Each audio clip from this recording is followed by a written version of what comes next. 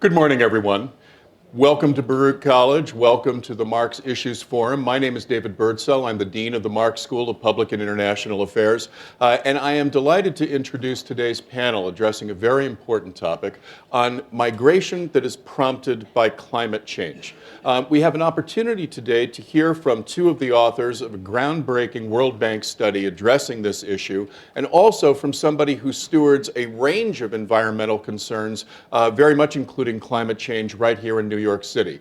So from the developing world to very much the developed world, subways notwithstanding, we'll be talking about the impact in a variety of situations and trying to understand what some of the pressures are that might lead populations to move in the wake of climate change. Joining us today are, to my immediate right, Daniel Zarrilli. He is Senior Director of Climate Policy and Programs and the Chief Resilience Officer in the New York City Office of the Mayor. To Daniel's right is Kanta Kumari Rigaud. She is the lead environmental specialist at the World Bank. She's an expert on climate policy and serves as the vice chair of NOMAD, the Technical Working Group on Environmental Change and Migration. And she led the report that I referred to just a moment ago.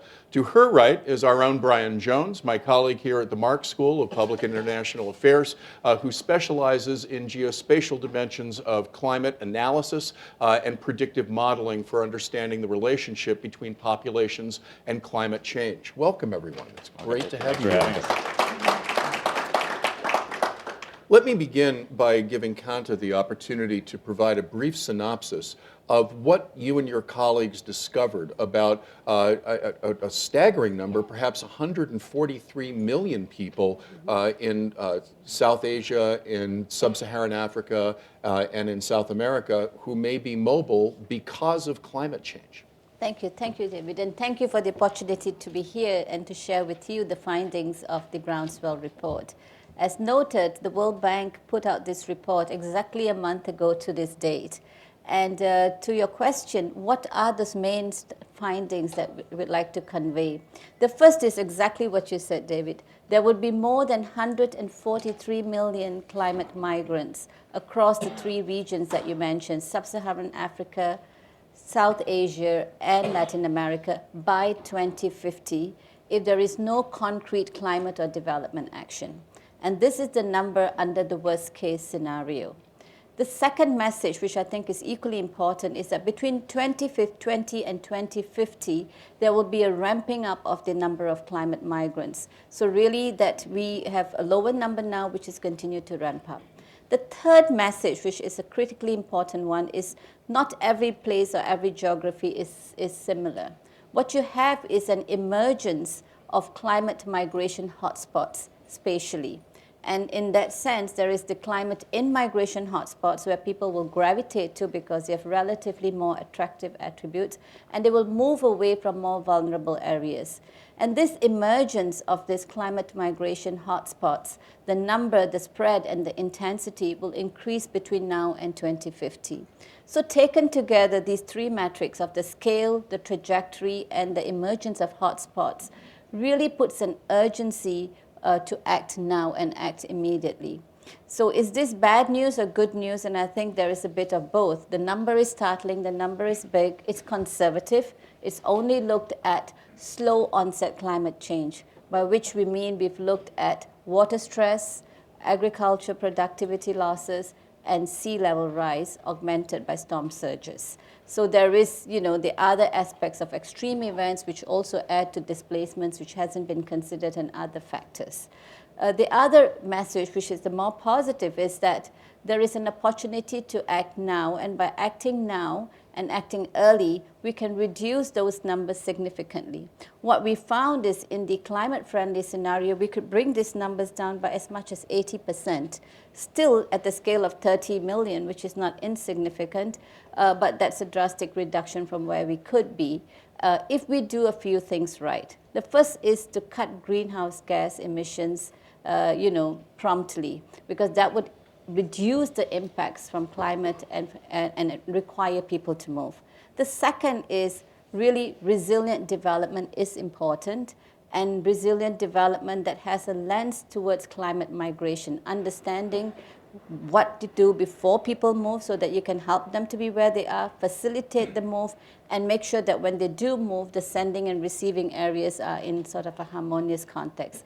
The third is, we've done this, obviously through a modeling exercise, but what we want to encourage everyone is to apply and to think and understand these issues better at a more local and a national context so that you can act accordingly. So that's really the key messages I'd like to leave for now and then come back to the discussion.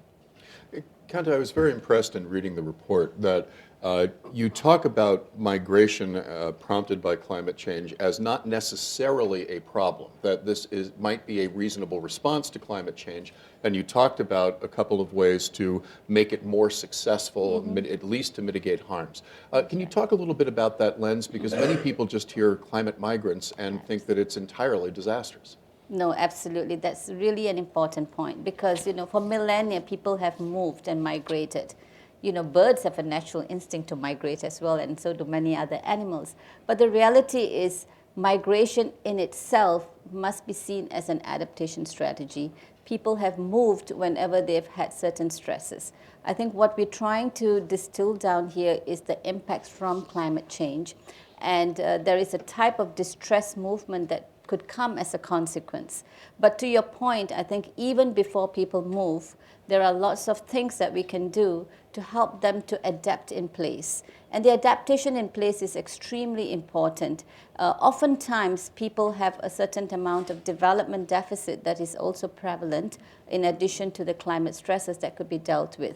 Whether this is about providing alternative livelihoods that are less climate sensitive, or it is having social safety nets that allow one to transgress an extreme event or certain recurrence of those events, and also to have certain skill set development that would allow them to to move into professions that are less climate sensitive. That's at the individual level. Equally, there are actions that can be done at a national level to enable this demographic or economic transitions to happen in a way that allows people to be there and allows them to move in a more sort of facilitated manner.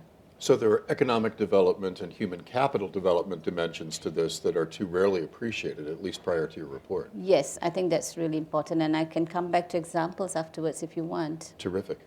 Bryan, I wonder if you could talk a little bit about what strikes me as a deucedly difficult problem to model. You're trying to figure out when people are so stressed that they choose to leave wherever they are and move somewhere else. How do you do that, and how did you and your colleagues approach that in the report? You're right, David. It is a significant challenge, not the least of which is because there are many, many reasons that people choose to migrate, dozens upon dozens. And climate stress is, in reality, just a minor one at this point. We haven't seen the types of changes that are projected in the future in the past, so it's very difficult to tease out from past data how populations might respond. If you look at the reports that were done prior to this one, most of the evidence is somewhat anecdotal. And the numbers that have been published are largely based on relatively simple procedures like projecting a certain level of sea level rise, overlaying that over a map of the current population and extracting a population that may be forced to move. What we tried to do was look more closely at the reasons people move. It's not necessarily extreme heat or lack of precipitation, but the effect that those climate impacts have on livelihoods, which we measured through, in this case, agricultural production and water stress, which are, of course, extremely important when we're talking about rural livelihoods. So the challenge from a modeling perspective was really finding a way to isolate in the historic data any signal in changes in the distribution of population on those factors so that we could actually ground the research in observed data. We weren't making guesses. We were, in fact, learning from historic data. And without getting into too much detail, essentially what we had to do was use some advanced spatial econometric techniques to essentially find what was a very small signal, a very minor signal relative to, for example, wage differentials over space that indicated that people do, again, at a very small level, move when you see less in the way of crop yield or more in the way of water stress. And you see people move away from rural environments, generally towards urban environments in those types of situations. So we extracted those signals from the historic data and used them as our premise modeling forward. I want to pick up right just on this notion of moving from rural to urban locations. There's a broad sort of secular movement into cities all around the world. This, I assume, would accelerate that trend if unimpeded, we see these 143 million and presumably hundreds million more to follow. If we aren't successful both in limiting greenhouse gas emission and adapting the kind of economic and human capital development programs that Kanta talks about. That is an assumption that's common. We found that it is very regionally specific. And there are cases where the outcomes are somewhat counterintuitive, where perhaps you see one region of a country that is stressed, and people are moving not necessarily to cities, but to other regions of the country where the same livelihoods remain viable. So we didn't always see this heavy rural to urban migration. Now, that's not to say we didn't see it. The report modeled 140 some odd countries. So my advice in those situations is pay very close attention to the regional context. And something that was, I think, a really important factor in this report was our ability to actually look at the subnational level and assess how people may move over space. And people have a variety of choices, and rural to urban migration is one of those choices, but it's not the only choice. So again, this urban stress, if you will, is very contextual and very tied to place-specific context. Terrific. Let's jump to a very different region and one that you did not consider, that being New York City. Daniel, I wonder if you could talk a little bit about the extent to which we have in the city, and you and your colleagues have, prepared for the prospect of people moving, of neighborhoods becoming less viable as places to live or to work, given sea level rise or other environmental factors that you've been tracking. Yeah, I guess I'm struck by two things here. One, I love the global nature of this conversation and how it applies to New York City, because sometimes we can be at risk of thinking that the world ends at the Hudson River, right? And It there's doesn't. nothing, right. But also the temporal aspect of this and the what might happen by 2050 conversation is always interesting for me, because we have to be aware of what's coming, and yet it's become clearer and clearer to us that the future has already arrived. And with we've already seen a foot of sea level rise here in New York Harbor. We've already had climate migrants in New York City from Hurricane Sandy. And so these things become real very quick and very local. Here in New York City, Sandy has defined a lot of our, not all, but a lot of our experience with climate change. But of course, we're seeing more rain, and it's getting hotter. And we've pulled together a couple different programs to deal with what's coming. First, we are investing over $20 billion in the types of things like seawalls and wetlands and painting roofs white and planting more trees and doing the sort of things that we need to do to adapt and build a more resilient city that is better able to accommodate more population as well. We're getting at the root causes by cutting our greenhouse gas emissions, and we've committed to an 80% reduction in greenhouse gases by 2050, and we're 15% of the way there, and we have a lot more to do before 2050 for sure. And then a third area, which is new for us, and we've really added a whole new area of accountability, where we're suing 5 of the fossil fuel companies that are most responsible for climate change. We're divesting our pension funds. So we are taking this fight straight into the fossil fuel industry. But as these, I think your question of what we're doing to prepare and what we've seen here in New York City, I think we've already had a trial run of that as well with last year's Hurricane Maria and the centers that we set up for Puerto Rican communities who have family ties here. There's obviously a strong connection between Puerto Rico and New York City, and we saw a lot of internally displaced, I guess, individuals is probably the right way to describe it. And we set up care centers and ways to get people back on their feet, and with family here, where people can become residents of New York City, access to the ID NYC program that gets people quicker access into city services. So a number of things that we've already seen and had some dry runs on how this might actually play out even at a bigger scale, like you're describing, as more and more people might be on the move. And with sea level rise projections of 2 to 3 feet by 2050, and maybe as high as 6 feet by 2100, this is, it takes itself out of just the very technical aspect of how do you deal with this water, but that water movement and the increased heat all over the globe will drive more people, exactly as you're finding, to out of those vulnerable locations, because they'll have to be. And right now it might be the signal that's on their livelihood that's pushing them in that direction. But if you are in a low-lying area, whether it's in Louisiana or Bangladesh, you may be, it's not just even a livelihood signal, you are being pushed out by environmental factors. And I think we all need to be cognizant of that. And it's not just the technical things that are going to happen around water and heat and rain. It's what those will then cause around migration and food insecurity and conflict that I think have a lot of us very worried about what this future might hold if we don't get our greenhouse gas emissions under control quickly. Now, New York's ability to control greenhouse gases is somewhat limited, just given our footprint and our contribution to the global emission picture. A lot of what you're doing is remediating and girding against whatever changes do occur, right? Could you talk a little bit about what kind of land preservation you expect to accomplish with regard to the wetland creation, with the seawalls, with the berms that you're creating, different neighborhoods? How much are we going to be able to preserve, and how will that affect the contours of a city expected to grow to 9 million people within the next 15 years or so? Right. So as sort of the experience from Hurricane Sandy showed us, we had zero sort of climate or coastal type protections. And so we immediately had to turn on some things that probably should have been done decades ago, because as a coastal city with 520 miles of shoreline, it just was not in place. And so we're doing a lot of those things to protect neighborhoods, but we've also gone through, and with state programs and city programs, acquisitions of certain low-lying and vulnerable areas. And so there's already a neighborhood in Staten Island, Oakwood Beach, that is essentially not there anymore. And there's been some internal movement on Staten Island. There's been people that have moved to New Jersey, and there's been some interesting studies on how those people coped and where they landed.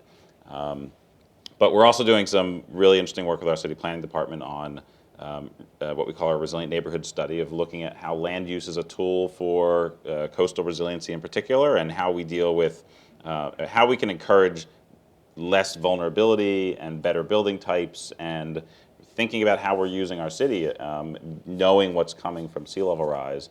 And some of that is we're making choices now because we have extreme vulnerability, and it's not necessarily practical that we're going to pick up whole neighborhoods all over the city.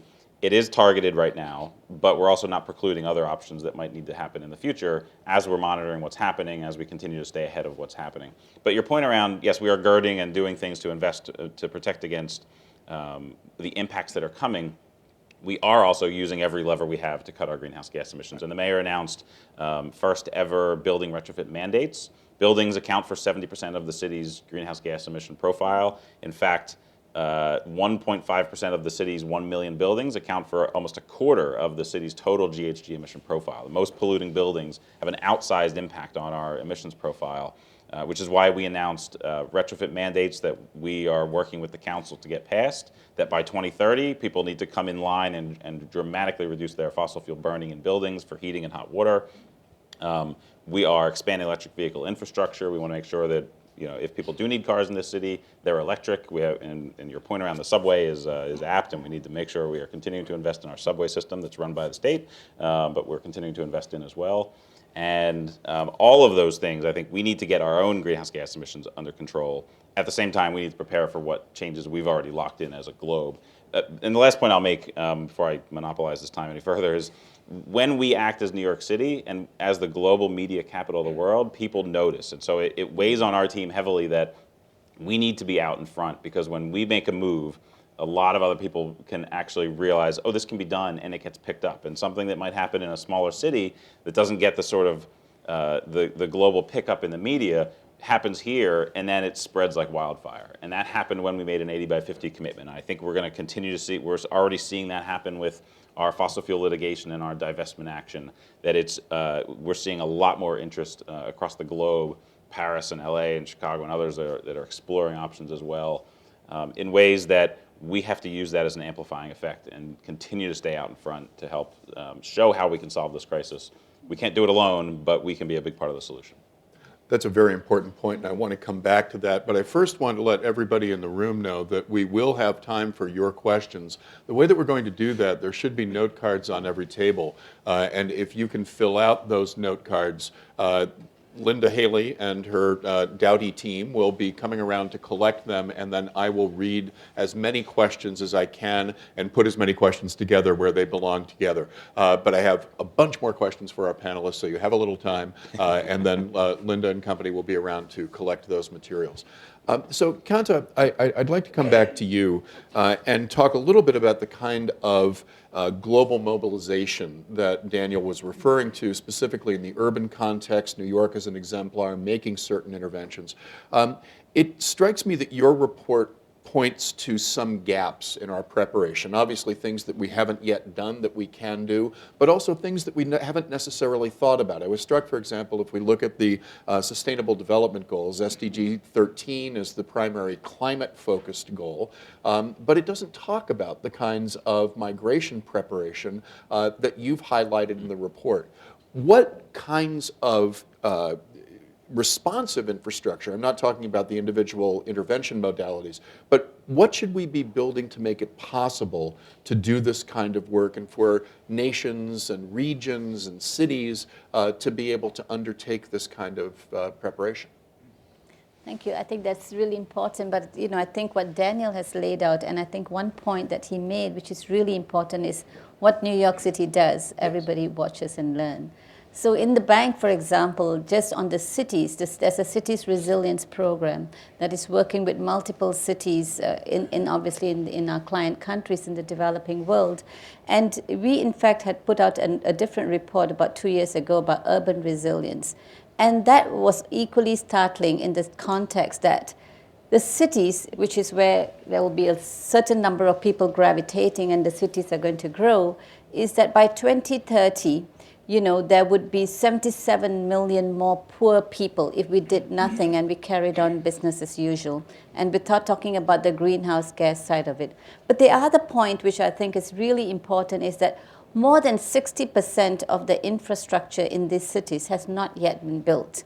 So while we're talking about retrofitting in the context of cities that are more mature, there is a whole different kind of opportunity on the way we plan for resilience within cities. And I think the folks who work on the cities and the urban agenda are waking up and really taking attention. So you're talking about low carbon footprint in cities, obviously, and having infrastructure that is resilient. But really this dimension of people moving into city and bringing that to the fore is really important.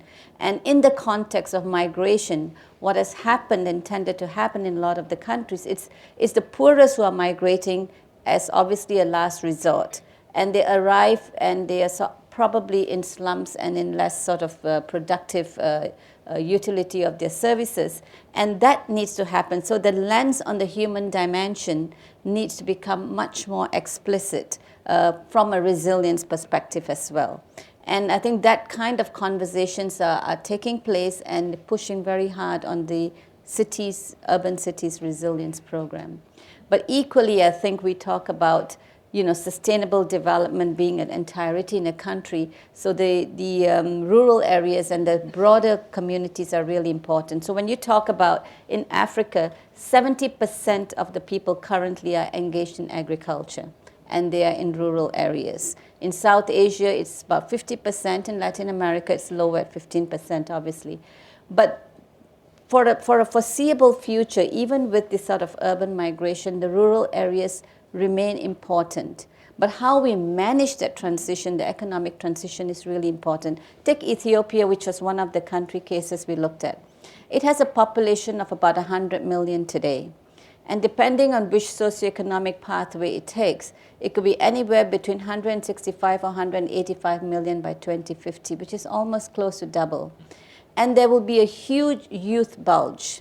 Now, currently, the assumption is that, if you want to try to absorb them in agriculture, that's maybe perhaps not viable when you consider also that Ethiopia is a rain-fed agriculture, and although there are some uncertainties in the way global climate models will play out, one really needs to think about how to transit. And there is naturally emergence of secondary cities. When people's agriculture fail, they tend to go towards secondary cities. So we need to balance investment in kind of secondary cities that are emerging and sprouting, but how do we do it more systematically? But we need to also transition the economy. And the government has noticed and taken and has a target to move, from 40% plus dependency on agriculture to 29. But how we facilitate these transitions, the demographic, the economic, and sustainable development goals, as you say, is critically important. And I just want to make one point to this then. I think the idea of this report was to underscore that migration is happening to the point that Daniel is saying, but the scale of it is going to be really ramping up. And it requires transformative thinking to accommodate that kind of scale. And it requires it to think from now so that we kind of be able to make those transitions a reality. So what are the assets that we have on the ground? I mean, there are the banks programs, there's the 100 Resilient Cities initiatives, there's former Mayor Bloomberg's efforts coming out of the Ash Center, which to a certain extent swing with the 100 Resilient Cities, but also has an independent series of loops. Is this enough? Is this the germplasm of a response matrix, or is there something more that we can begin in a very deliberate way to do rapidly? Whoever would like to take that. I want to make a point on this because in terms of resources, two programs come to mind. Maybe this is more of a developed world issue at this point. The idea on acquisitions and buyouts. I think that there were a couple hundred homes in that neighborhood in Staten Island, and I think the total buyout program that came from the state, from federal resources, was something like $150 million for a couple hundred homeowners. The National Disaster Resilience Competition in Louisiana, there's an island out in coastal Louisiana that's the residents are being relocated. Sea level rise is basically swamping the small island. I think there were maybe something like 100 residents there, and we're spending $60 million in resources. So when you start to put numbers like that together and think about the number of people who will be threatened by sea level rise across the coastal United States, the money is just we need a better way to think about how we're going to do this over the next several decades, because that model of we're gonna buy you out, we're gonna make you whole, and you're going to be able to relocate all on the government dime, there's just never going to be enough money to replicate that at scale. So some of this is moving people away from vulnerable areas and compensating them for the property loss. Some of it is human capital investment. And it strikes me that at least in this country, that's a connection that is rarely made. It's made very elaborately and well in some places like Singapore, for example, which is largely pivoted toward a human capital development agenda as a key aspect of government investment. But I wonder, Bryan, if you could talk a little bit about how we begin to jumpstart the human capital dimensions of a problem that most people understand in largely physical terms rather than developmental terms. And if I might, I actually want to add one point before I address that question. Please do. Relative to Daniel's last point. And when we're talking about people moving and programs that move people away, it's important that this happens in an organized fashion and that we not only consider where we're moving people away, but where we're moving people to. And it's quite common when this is an unplanned phenomena that people move out of one type of danger and into another. Mm-hmm. Right. So from a planning perspective, it's very important to keep receiving regions in mind as well, such that policy is oriented around making sure that we're not creating a similar problem elsewhere. In terms of training and programs that are oriented towards developing human capital, I think it's particularly important in the developing world where we do have this youth bulge, where you have a lot of young adults who are just entering their economic prime. And an important point related to that segment of the population is that they do tend to be more likely to move to urban areas, whether it's for work or education.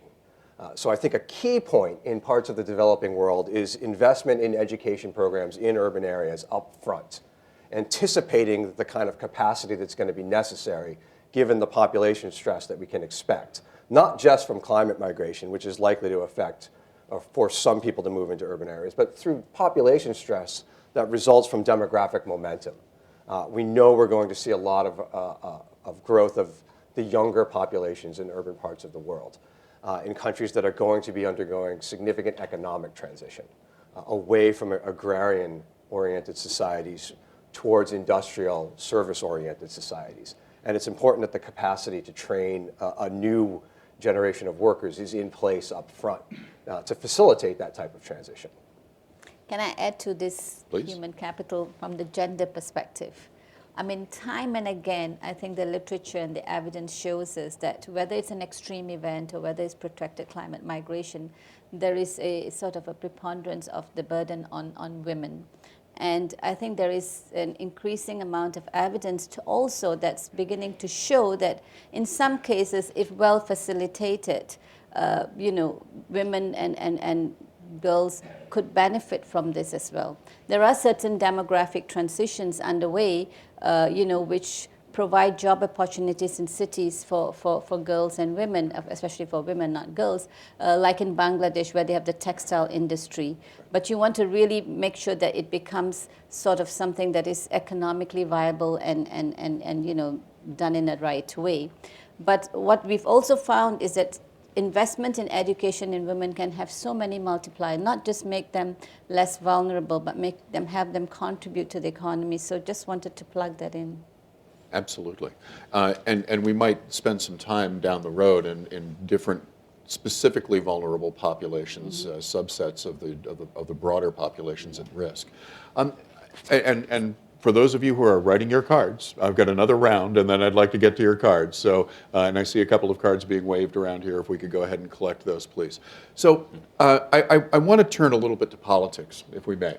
Not mentioning any names, but this all strikes me as politically very difficult for a couple of reasons. Can we mention names? I could, but at one level, this prizes regional action, the kind of regional action. I mean, we think about the Pacific Theater, we think about South Asia, the kinds of units of analysis, and you, of course, brought it down to migration within countries, a country-level analysis. But there are also intensely local decisions being made here. You're picking winners and losers, people to buy out to a certain extent, based on the science, but there are political actions and resistances to some of the kinds of interventions that we'd see. Starting with you, Daniel, how much of a factor does that become in the work that you do? Just the sheer political difficulty of moving people, making investments in certain necessarily places, but even practices that can move across different districts of the city. No, I think, politics is clear in the work we do, but I think what's important for us is to make sure that we're doing things in an equitable way. And I could use a good example. We've launched a program called Cool Neighborhoods NYC, which is really getting at heat vulnerability here in New York City, and it's a $100 million program. We're planting trees across the city, we're coating roofs white, we're doing the kind of things that you need to do to deal with heat. But we've targeted it in communities that are most heat vulnerable first.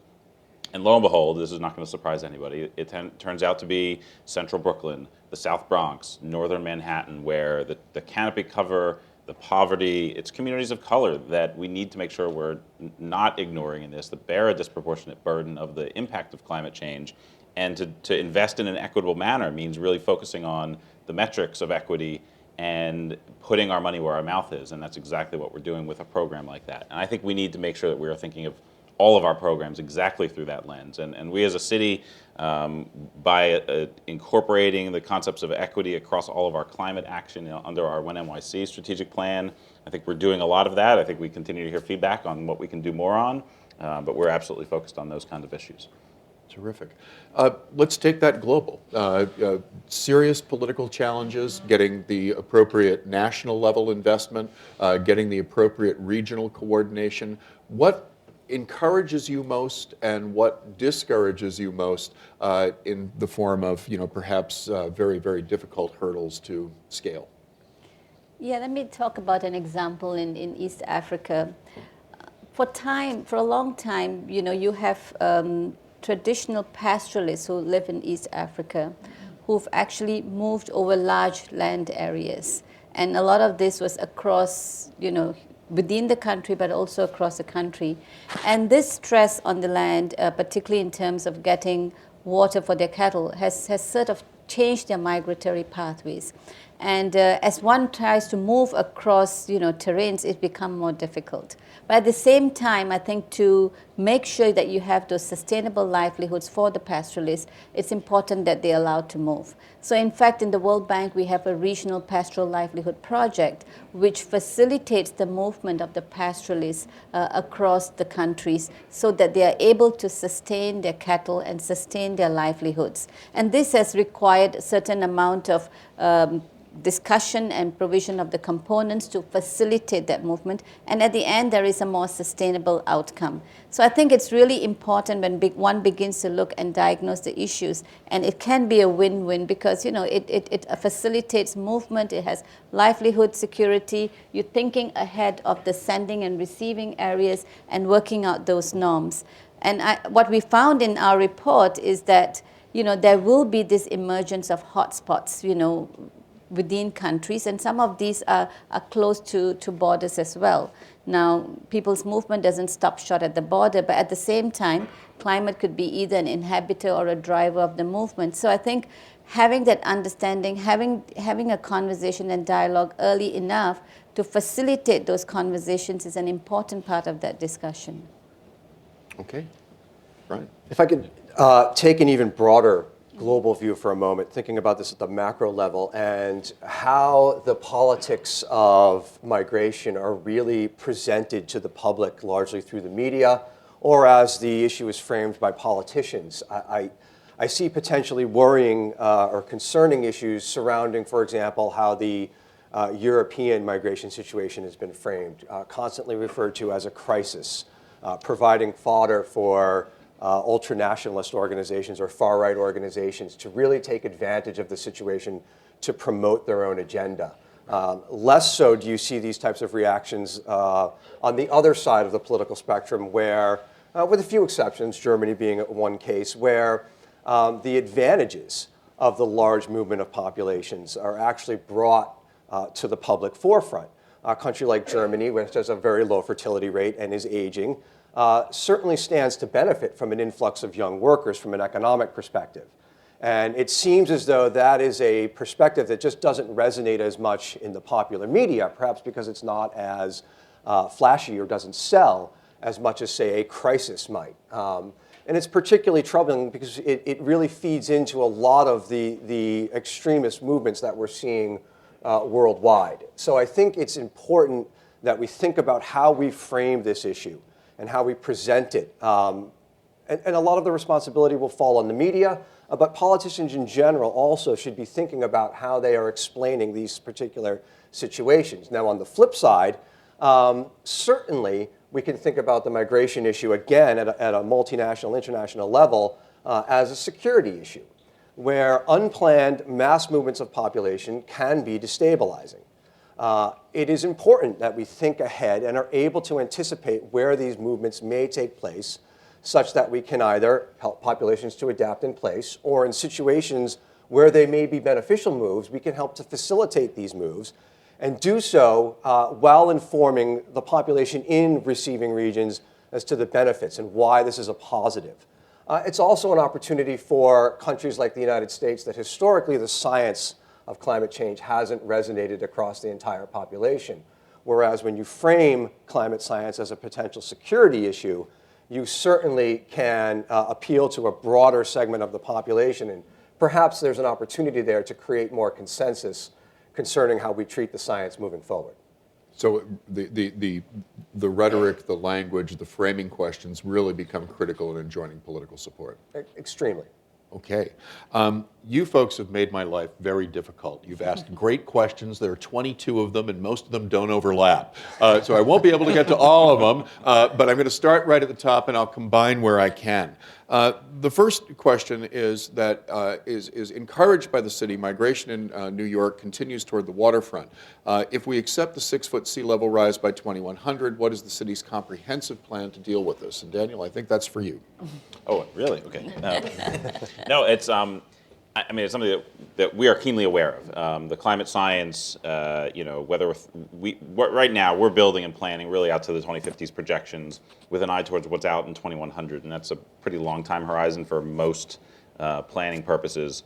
but it's still daunting. And whether we're looking at 2.5 or so of feet of sea level rise, that will still have an impact on our coastal communities. And we've done some look at this, and 2.5 feet of sea level rise basically means that 8% of the city's shoreline gets overtopped basically at high tide every day. So it's certainly noticeable. It's not yet catastrophic. The 6 feet scenarios, that is a dramatically reshaped New York City, and that is right now our 90th percentile projection for 2100. So it's the high end, or I would hesitate to use the word worst case, but it's definitely the high end of our scientific projections right now. But we have vulnerability now, and so I have scientists that are walking around New York City showing what maps of New York City will look like with 30 meters of sea level rise. I don't find those sort of apocalyptic things helpful in the very near term. We need to be aware of what's coming. We need to reduce our greenhouse gas emissions, but we need to protect New Yorkers where they are now and be smart about how we're planning. And that is why we are investing in our coastal protections. We are upgrading our bulkheads and working with the federal government and the Army Corps on coastal protections in very vulnerable neighborhoods now. That's why we're doing land use planning, and that's why we're looking at in our coastal communities, all the different types of neighborhoods, whether it's a broad channel in Queens or the East Shore of Staten Island or Locust Point in the Bronx. We're understanding what are all the different scenarios, what do the projections of climate change mean, and how can we build differently and better?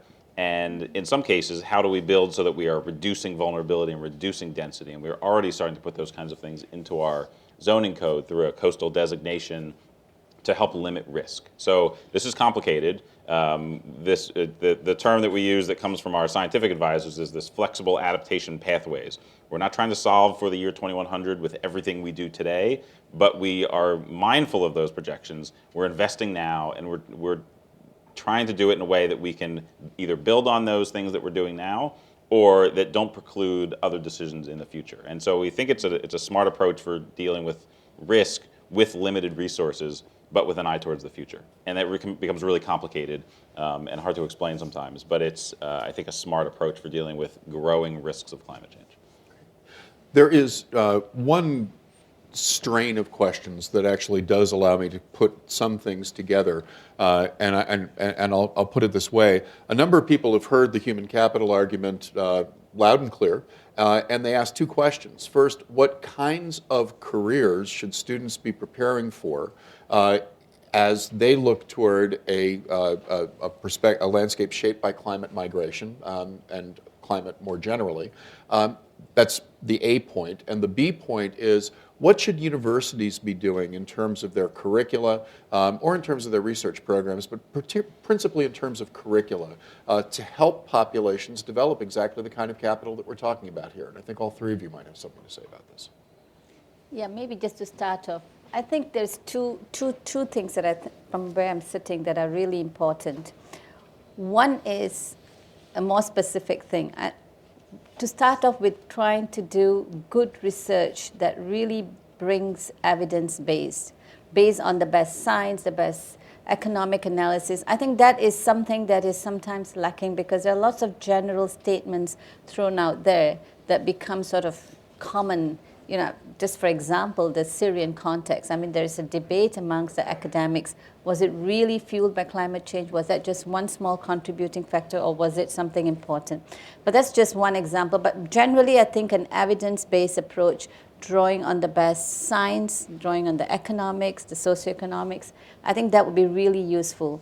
The other is, I think, not that everybody needs to become multidisciplinary, but I think more and more the complexity, at least from the climate perspective, is such a cross-cutting issue. It touches on every aspect of development, especially from the resilience side even more, that one needs to sort of begin to have that kind of lens to a problem.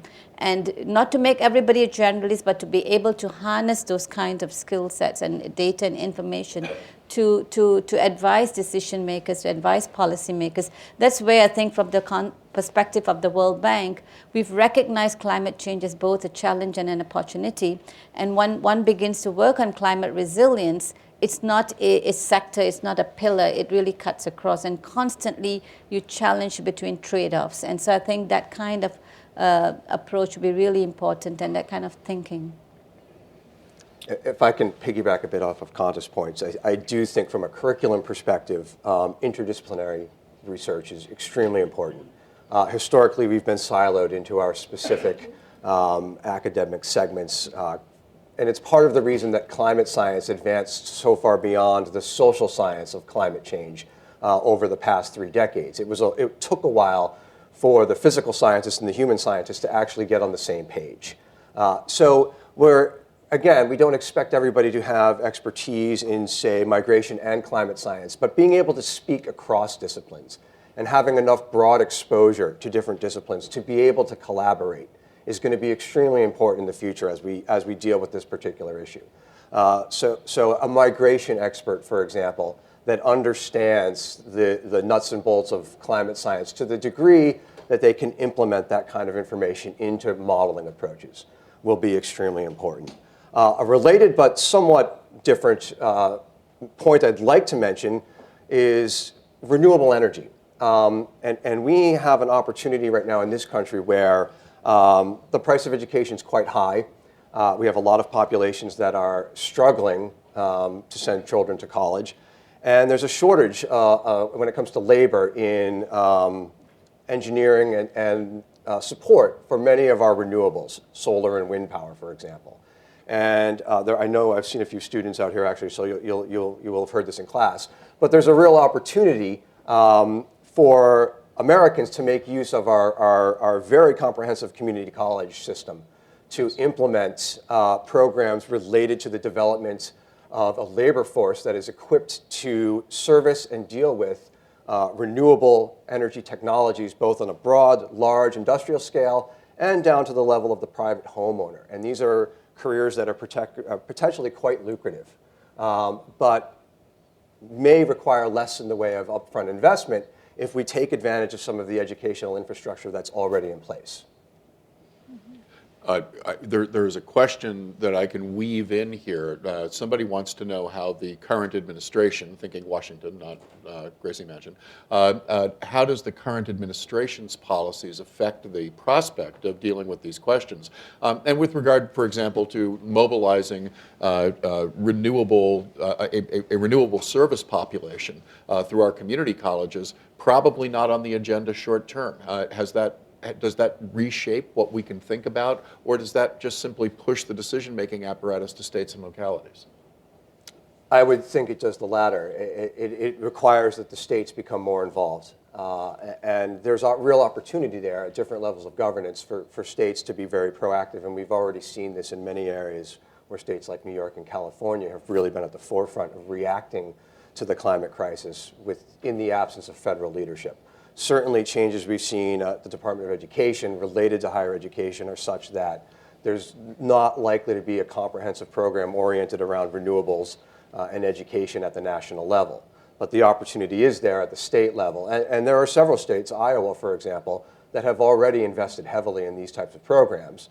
And anyone who's traveled through Iowa will see the landscape is such that you have farmland that is dotted with wind farms where agriculture has been essentially married to this renewable energy idea, and it's a kind of a win-win in that agricultural communities that have been struggling are realizing some income through leases on sites for wind turbines, but they're able to maintain agricultural production as well. So there are examples out there of this already happening. And better than ethanol. Absolutely. Daniel, can you talk a little bit back to our question about what universities can do to prepare and what students can do to prepare? What do you look for when you're hiring? Oh, I mean, the point you made was spot on in terms of climate needing to be a cross-disciplinary approach. This is, if you just think I'm hiring climate people to do climate work, I think we're missing out and we're doing it wrong. We talk a lot about it in New York City around institutionalizing climate and resilience into what we do, and we're doing that in a very proactive way with new design guidelines, so that every dollar we spend as a city, every dollar we spend on capital investments and roads and drainage systems and everything else, we are now working to apply climate science to help inform those projects, so that we're becoming more resilient with every dollar we spend. And so, what do we look like? What do we look at when we hire? We want people that understand how. We need people who understand climate for sure, but we need them to understand how to work with the broad range of professionals and stakeholders across our communities, across our different agencies, in order to make sure that we can move together. And I think that those sort of skills incredibly important now and in the future. Now, you're an engineer by training. Are there encouraging trends that you're seeing in engineering schools across the country? I wish I could say yes to that.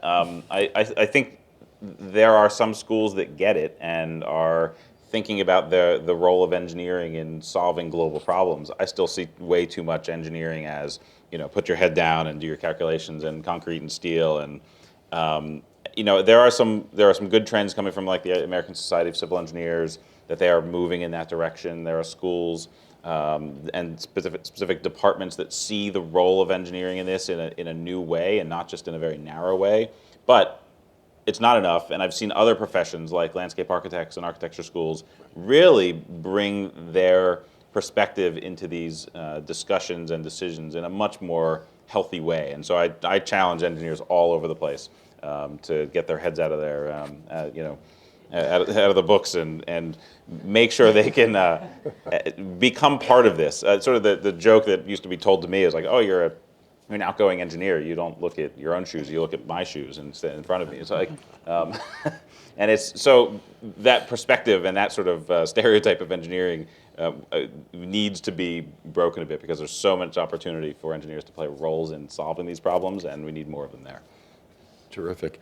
My last question, it's a very narrow one, but a number of folks have asked it.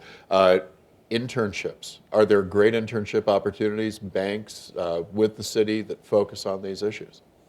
Yes, the World Bank has a summer internship program, which is for when students are actually still in the course of pursuing their graduate studies. This is a 3-month summer internship program, and normally the application closes around early February, and then the students would come in over the summer, June, July, August, and be attached to staff or to a particular thematic issue. There are also other kinds of programs like a junior professional associate. I believe there's a JPO program that allows individuals to be with the World Bank for a year or two, and then you move on. But the summer internship is a very specific one, yes. I was a summer intern many years ago when I did my graduate studies, so I attest to it. It gives you a real window of opportunity into development. Terrific.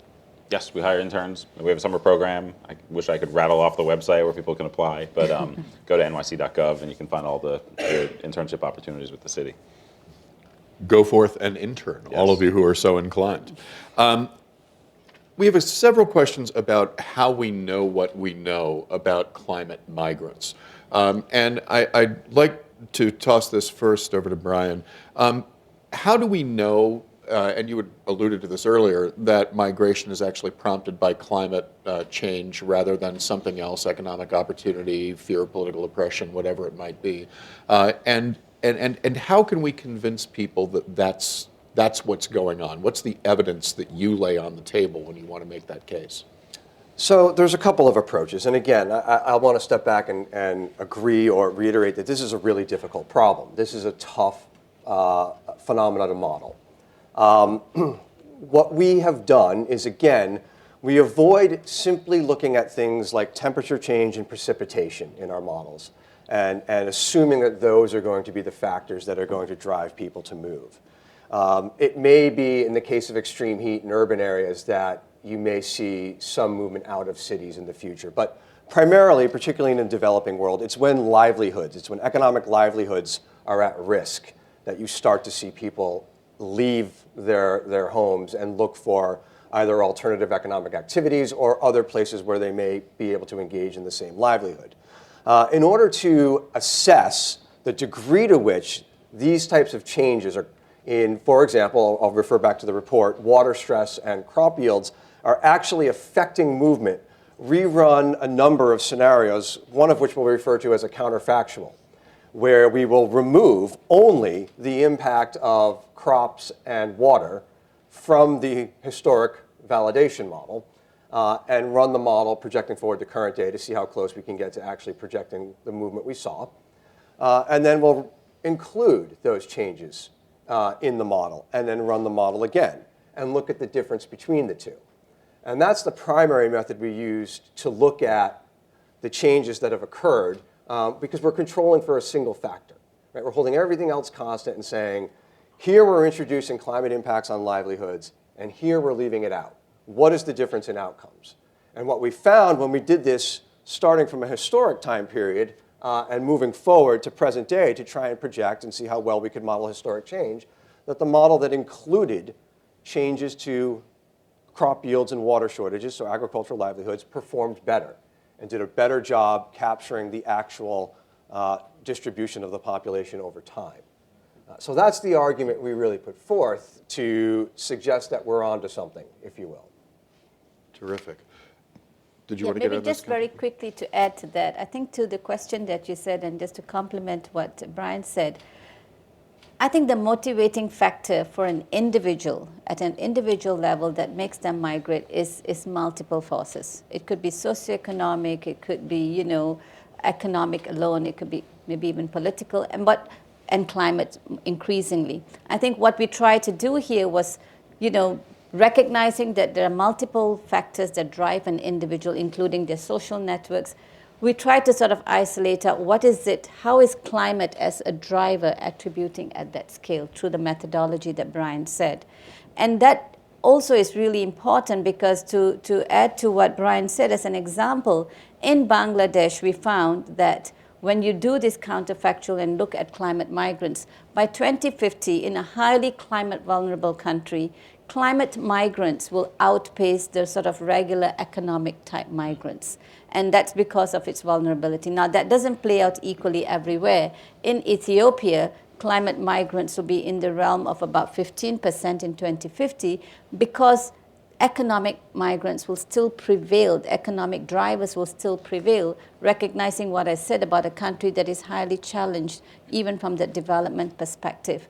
So I think what we try to do here is to isolate out climate in some way, and I think the overall understanding is climate will be an important emergent potent factor, because when you think about 143 million people, it's just not people, it's individuals, it's families, with all the sort of impacts that come from that. Does your research team or have other research teams done surveys about supposed climate migrants or people who are vulnerable to climate migration? There have been sort of the agent-based modeling studies that have looked at, as we mentioned, at the anecdotal, at the case study level, that begin to show that these kind of factors are playing in. IOM has what they call a data tracking monitor, and more they find that weather and climate-induced factors are sort of pushing people to move, not necessarily always for a long term, but it's becoming a factor that's important to consider. There are many more good questions here. I can't get to all of them, I'm afraid, but what I'd like to do is ask each of our panelists to close with a wish. If you had to make a choice about a policy that you wish that we could see enacted to mitigate this problem, either from a greenhouse gas reduction point of view, or I hope more particularly from this migration point of view, what might that be? And we'll begin with Bryan and come back toward me. It's a big question. I think it's, again, I want to step back and just from an agenda setting point of view, I want to stress the importance of making sure that this phenomena is not put out into the public sphere as a crisis.